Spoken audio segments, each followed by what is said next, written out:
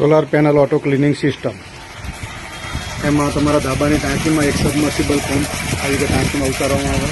એમાં અહીંયા બહાર પાઇપ કાઢીને એની સાથે અહીંયા એક ફિલ્ટર લગાવવામાં આવે.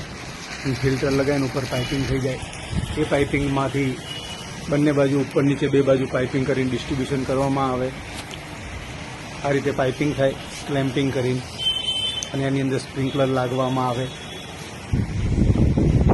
આ સ્પ્રિંકલર લાગેલા છે 360 ડિગ્રી.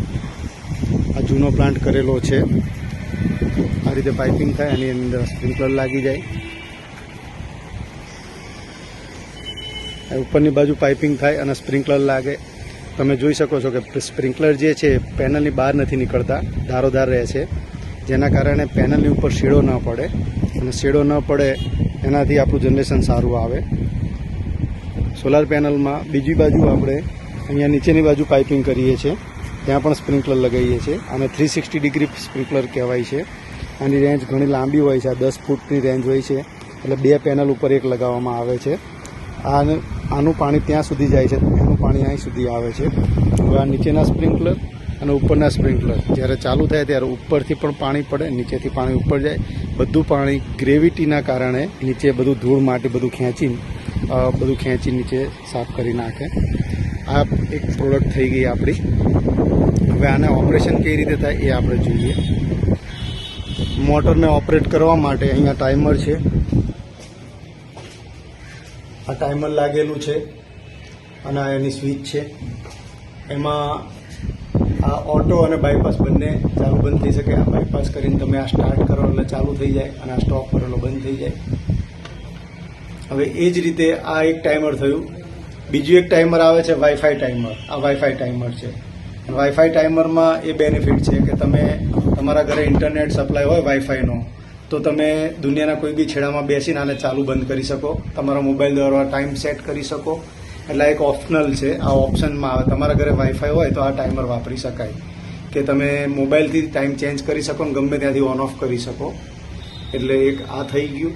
અને ઓટોમેટિક સવારે દિવસમાં જે ટાઈમ તમે સેટ કર્યો એ ઓટોમેટિક ચાલુ બંધ કરે મોટરને, અને એનાથી આ સ્પ્રિંકલર સિસ્ટમ ચાલે. હવે એક આ ક્લિનિક સિસ્ટમની પ્રોડક્ટ થઈ. બીજી પ્રોડક્ટ છે આપણી આ પરનાલ, કે જે પાણીની નીચે જે પાણી પેનલનું આવે છે નીચેની બાજુથી એને આ પરનાલમાં આવે, જે તમારા ધાબામાં ન પડવા દેવું હોય. ધાબાની લાઈફ વધી જાય, ધાબામાં લીકેજીસ ના થાય, ભેજનો ઇસ્યુ ના થાય, તો આ પરનાલ અહીંયા ફિટ કરી. આ પ્યોર પીવીસી વર્જિન પીવીસીનું મટીરિયલ છે. આ પરનાલમાં